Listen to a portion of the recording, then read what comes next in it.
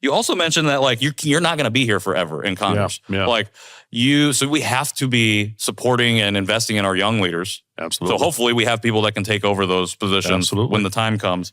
Did you ever, when you first got into Congress and the euphoria of the win sets in, did you ever have like, I'm going to be here for 1 term, 4 terms, or was it always like, was there always like, I have a goal that I want to get, and then okay, I can go do something else now? Kind of a combination. I think that's a great question. The challenge with Congress is that, look, my big dream in Congress is one of my dreams, I guess, is to be a chairman of a full committee. I've been the chairman of a subcommittee. There are several subcommittees that exist within the full committee. I like to be a chairman of a full committee. The challenge in Congress, I just turned 50. The average age of a congressman is 75. So I have members of Congress say, oh, my son is your age. My daughter's your age. I may have more seniority than them, but they're sonning me, you know.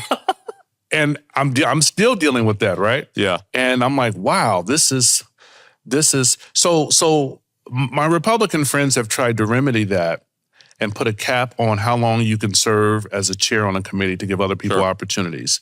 I think that there's some genius there. I think what I have grown to appreciate, to answer your question, is the mixture of new ideas and institutional wisdom. If it were just folks my age and younger, we're colleagues, but it's almost like you're a competitor.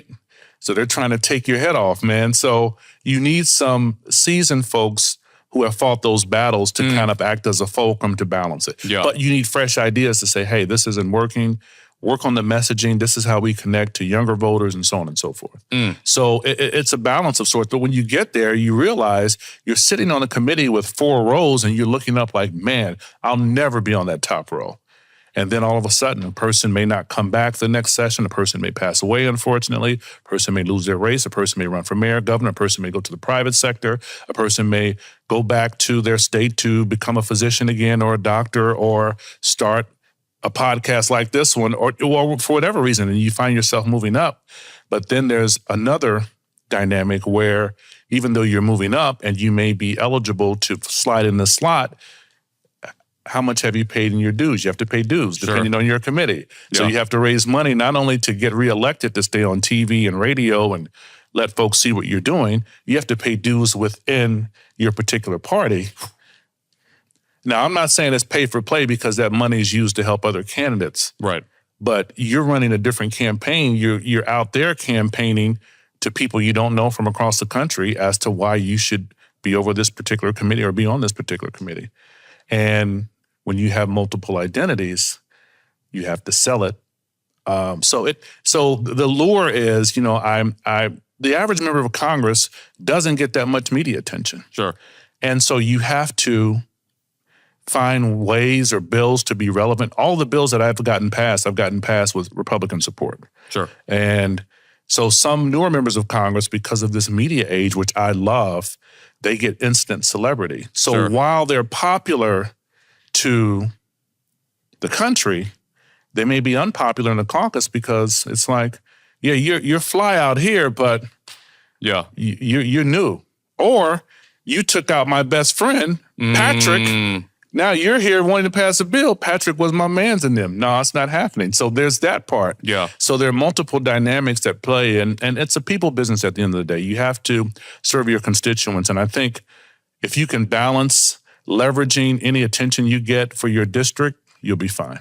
I love that. And you used a word, it boils down to competition. Like we have to compete with each other. Sure. And something that reason is the year of the community is because we're trying to figure out, I'm really interested in how do we innovate further through collaboration over competition? Because I think in competition, somebody always ends up on the losing end. So somebody there is not being served because through whatever solution we come to. Good point. And so can we move to a culture of collaboration? And I think all the things you just highlighted are like great examples of that. Even within one system that sits one party, like there's competition in there. Yeah. And is there a way I don't know what the solution is, but is there a way that we can move towards collaboration? Because I think at the end of the day, if we're really about helping the people that we're supposed to be helping, including the people that are doing the work wherever they might be, the state house, the Capitol, like if we're pushing people to the margins just so a select handful can have that spotlight, is there a way that we don't have to push people to the side? We all get there together. And that's a great question. I think in a place like Congress, it's challenging because you have 435 members of Congress in the House, 100 in the Senate. So you have that many egos, that many personalities, that many interests. So I represent Indianapolis largely. We're landlocked. A friend of mine may represent San Francisco, which has an ocean right there, maybe connected to ports. So their legislation may be port related, so they have to convince me why these ports are so important, and I have to convince them why a high-speed rail from Chicago to Indy to Louisville or St. Louis is so important. So you barter in that way. Sure. Yeah. Yeah, that push and pull, that dynamic is really interesting. Which actually brings me to kind of like the crux of what I think we want to do from a civic perspective in 2025 on the show. And it's something that we talked with Senator Hunley about at a local level. And I wanted to kind of gauge your perspective on this from the federal or kind of a national level as somebody elected from the state.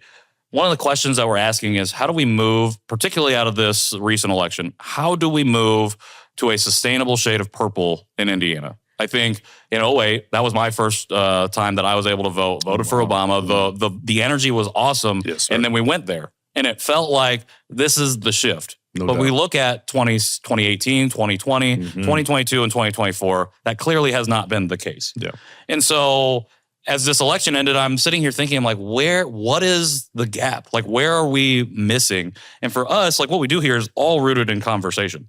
And so it's like, maybe that's where we start. And so for me, I'm looking at it as an Indianapolis resident who grew up in rural Indiana. When I lived in rural Indiana, I didn't ever see a progressive person ever come through and talk about progressive ideas. So I was very conservative in my ideology. It wasn't until I left and went to the blue dot of Indianapolis where I really started to understand that. And so what I'm interested in, is there a way for us as a city where we sit in kind of our echo chamber of progressivity to start facilitating the conversations that we might be having here with folks who are everywhere but Indianapolis? No, that's so important. I think one of the benefits that I had of working for the state of Indiana, when I was there, I worked in 22 counties. And what is important in Clinton County may not be as relevant in Indianapolis or in Cass County, Logansport, or even Lafayette. And what Obama was successful at doing, so many things, he's in close proximity, obviously, because he was out of Chicago. He was able to tap into Midwestern sensibilities because if I love Chi-Town. You take away Chicago, Ohio, Indiana, and Illinois, the same place, basically. I'm kidding. I mean, you're not that wrong. Which is a good thing because I'm a proud Midwesterner. But I think he understood Midwestern sensibilities, so he was able to speak the language of Midwesterners, particularly folks in rural areas. And I think that my experience with the state traveling around and looking at the poverty, looking at the fact that they still have food deserts like we do, but for them, you know, getting a meal, if you can't go to a grocery store, maybe you're at a truck stop.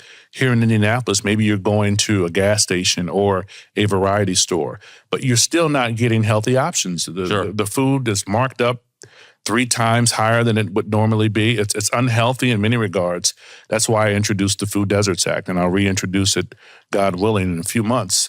But I think in 2008, Indiana has always had a libertarian streak. We've always had that streak that supported states' rights. So I think what needs to happen is that we have to find our commonalities. I think our end goals are the same. We want economic opportunities. We want incentives for businesses to grow. We want jobs. We want safer community. We want crime to go down, and we want our schools bolstered. Our methodologies vary. Our strategies vary, but the end goal is the same. The question becomes, how do we speak to our common interests without them being so contentious where we can all meet the same end goal?